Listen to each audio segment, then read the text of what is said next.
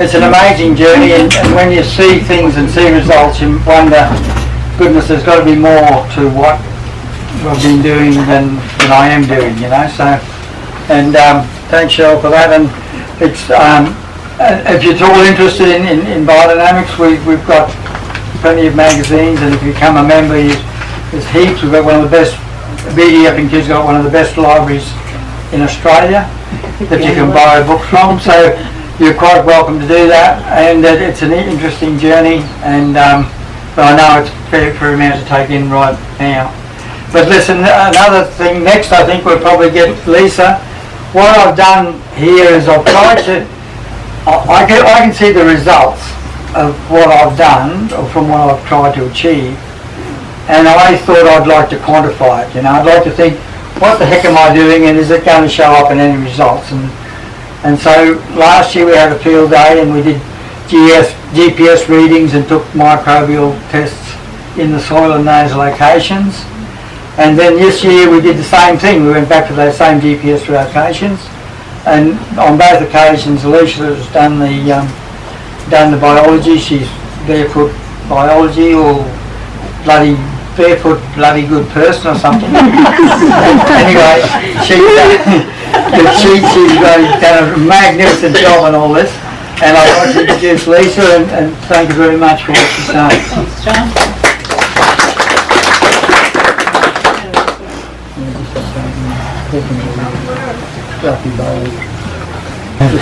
Simon, my partner, and I, we've joined Biodynamics probably 12 years ago. I think more than that. 2010, I think we joined. Yep.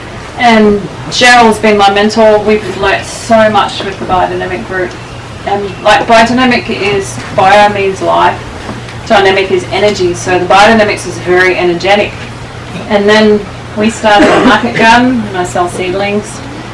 And we used the preps as much as we could, but we found there were still some things that were missing, that we needed some more help on the farm. And being organic or biodynamic, we couldn't use any chemicals or fertilisers. We were making our own compost. And then I stumbled across Dr. Landingham, and she answered a lot of my questions to my farming questions. And so I undertook her courses, and I've now become a consultant, not a consultant as yet, but become a lab, so I can do results. And I did Johnny's results the other day. And it's a bit hard to compare them because last time I had numbers. This time I know exactly where they were. But all your results are really good. You had really good biology. Better than school. Better than what? School. I go to school. Bad results at school. He's a late maturer. He's a real school. Cheryl's just gone through the book. I'll just explain a little bit about the biology that I look at. So I use a microscope. I use water to dilute the samples, and I look at physically what the biology is in the soil or in the compost. And that's exactly what Cheryl was saying. So this is a photo, and I don't know how you guys are going to see it, but it's like a root, and that's all exudates.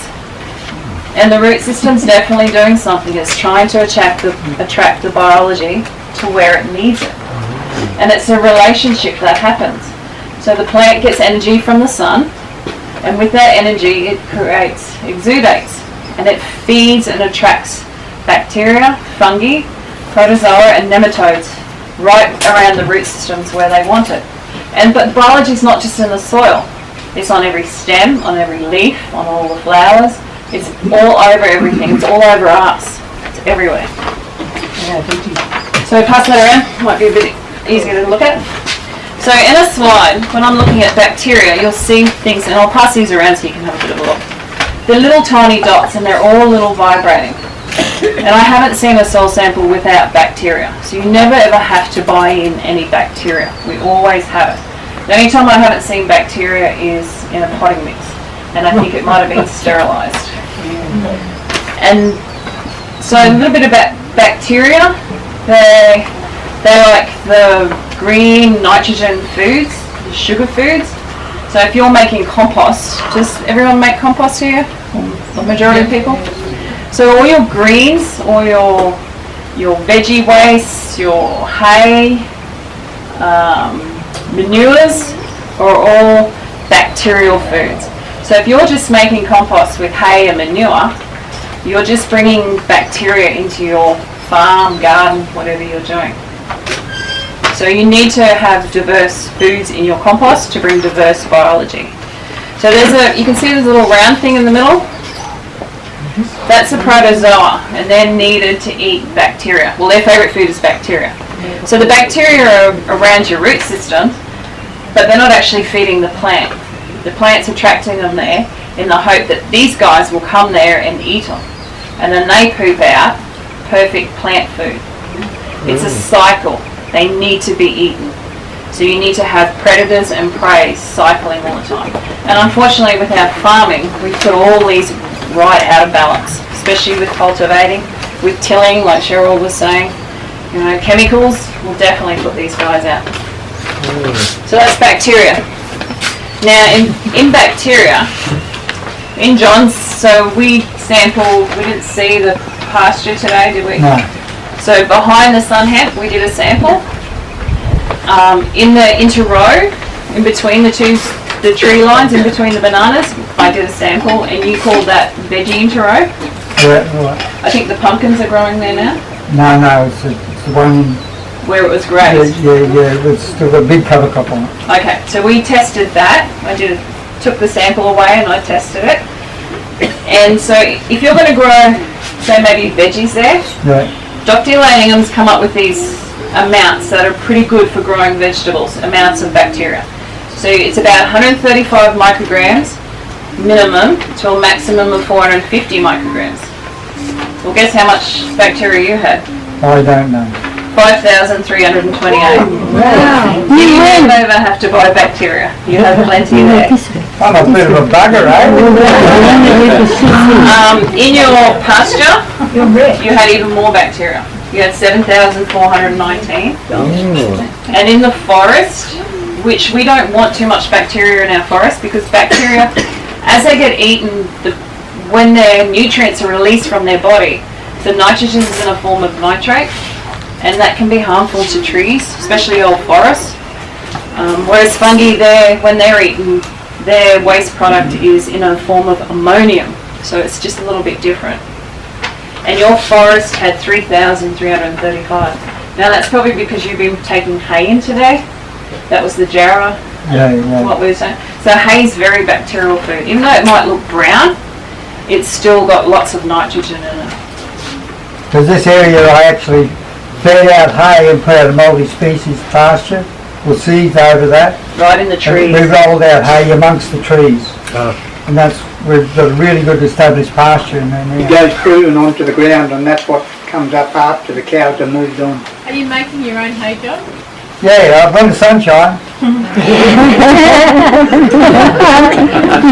So fungi, I'll go on to fungi. This is what fungi will look like under the microscope. You can actually see it. It's like a long filamentous with some branches.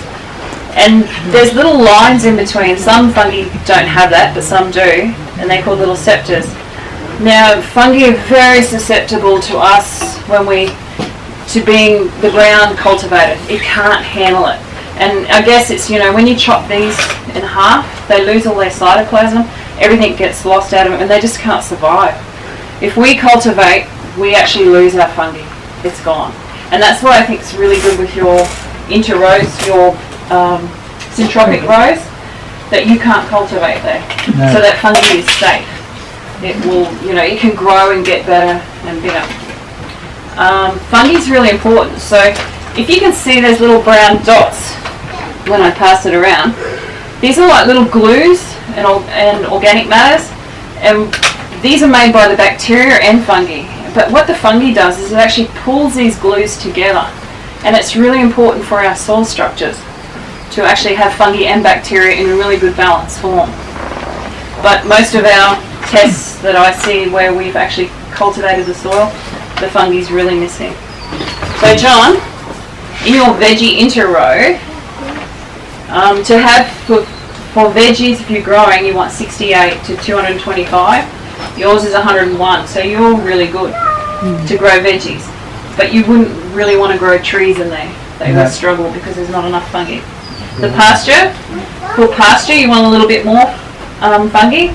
It's 135 to 1,350 and yours was 234, so you got a tick there. And in your forest is a little bit low if it's forest trees you're looking to grow, because you should have a minimum of 1,350 up to 45,000, and this is micrograms per gram, and yours was only 310 in the forest. So your forest will be struggling, but it's not an old growth forest, and that's probably what these numbers are based on. And also I'm trying to grow grass in the forest. So And to grow cows pasture, can't eat trees. it's perfect. You will have really good pasture. Cows can't eat trees. Oh, some trees. So I'll pass that one. That's the fungi.